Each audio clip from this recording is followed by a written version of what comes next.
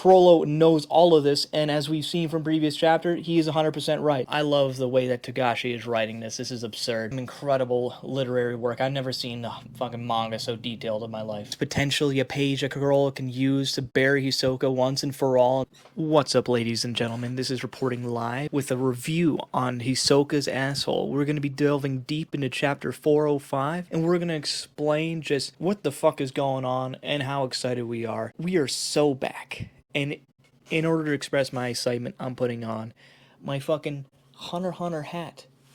Oh yeah. So without further ado, let's get right into it. Right off the rip, we have a brand new fucking card game that is showcased to us.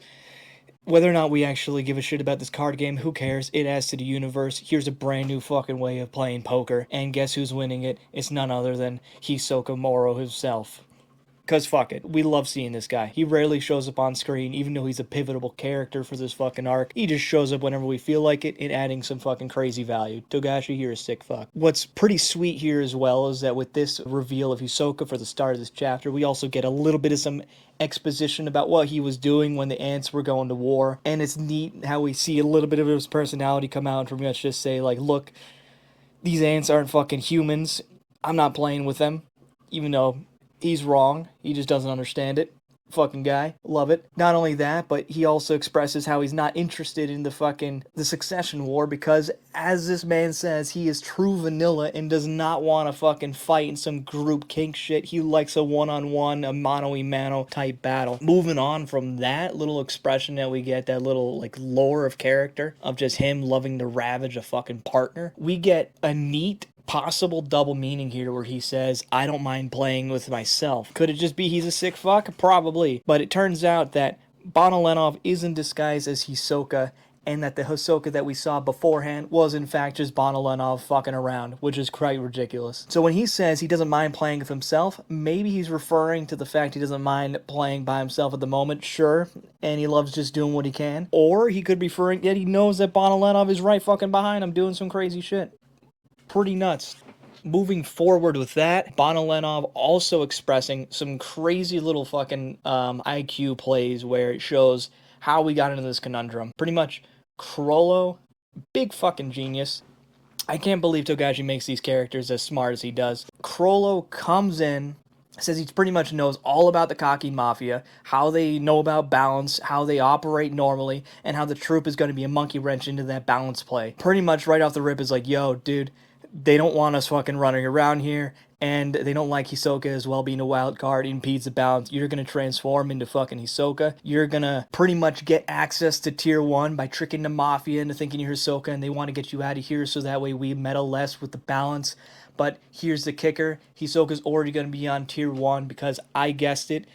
Prince is already giving him access to tier 1. Fucking absurd. Crollo knows all of this, and as we've seen from previous chapter, he is 100% right. The guy predicts the internet. The guy predicts this event happening. He knows exactly how things are going to work. Fucking he's absurd. So, Hisoka's on tier 1, Bonolenov's on tier 1, potential clash going on there, potential red flag, death flag, Bonolenov, fucking nuts. We might be getting that coming soon. Also, what's pretty interesting here is when we do get the flashback to Bonolenov being the Hisoka that we thought Hisoka was before, and it just turned out to be Bonolenov, we get some neat writing by Togashi. Like, when he gets punched and the truth gets revealed, where before we didn't get that truth, like, panel at all. When he gets punched, truth is revealed, he's not Hisoka. He thinks the other person can hear him, doesn't, and that's where we get that iconic little line, perhaps you didn't hear me, which has double meaning where before, it's just him being a fucking badass, referring to what he said beforehand. It's pretty interesting. I love the way that Togashi is writing this. This is absurd. Besides just the clever way of Togashi writing callbacks to the previous chapters and how it coincides with what we got going on right now, he's doing some incredible literary work. I've never seen a fucking manga so detailed in my life. Keep going forward with more of this knowledge shit that we got going on. Bonolenov refers to the treasure that they're seeking is potentially a page a girl can use to bury Hisoka once and for all in the ground. That's gonna be great. Wonder what all that means. And also with him making that crazy inference, pretty much we get more questions where he's like, how Bonolenov knows that the ninth spot is vacant, and him leaving the vacant spot like means something crazier that we don't understand, and an end to the masquerade, which could be literal or figural, the end of the Phantom Troupe, everybody's dying, I don't know what's going on. Bonolenov is inviting more questions, and we get answers this chapter. Another neat, very interesting reveal that we get with this chapter. We get this really interesting throwback that looks like nothing, where we get an on-screen detail of a philanthropist, fucking apparently for the children kind of guy, sick fuck. He's literally Epstein. We get this interesting like TV report about this man who died 10 years ago in a gruesome death, and his name was, I'm referring to my notes here, his name was Mr. Lisnorth. And if we just go back to chapter 396, we find out that he is for the kids, as in abducting the kids. So Mr. Lisnorth was involved in that girl's death from the Phantom Troupe backstory. And he died 10 years ago, which is roughly 2 years after the troupe was formed. So it's pretty neat. We get this callback, crazy little fucking reference. Togashi is playing 3-dimensional chess, 4-dimensional chess. He's fucking absurd. I love these callbacks. Trying to get right through it. Nobunaga as well. Huge fucking brain. He, from the brief interaction that we've seen him have with the High family, that brief interaction he had with that family, he figured out that Morena's goals are similar to that of the troupe, in which they just seek destruction. These people are fucking animals and they seek destruction. He figured out how they work, a rough idea of their goal in gaining power through a lot of deaths, and how it could be affiliated with a Nen ability. It's insane how smart he makes these fucking troupe members.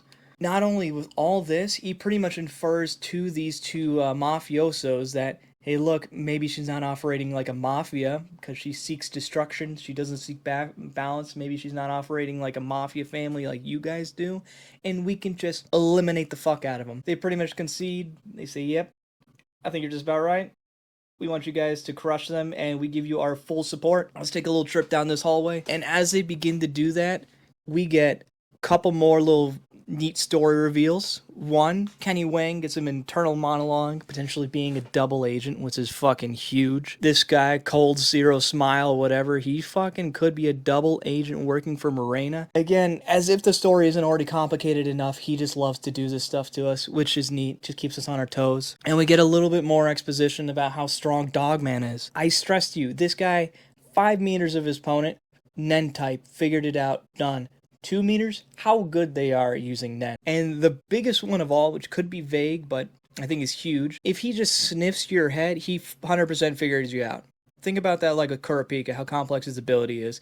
If he sniffs Kurapika's head, done. He has a full read on Kurapika. It's over for him. He knows exactly how he operates. Also, the fact he's an enhancer, and that not being an enhancement ability, what his true power is still not revealed.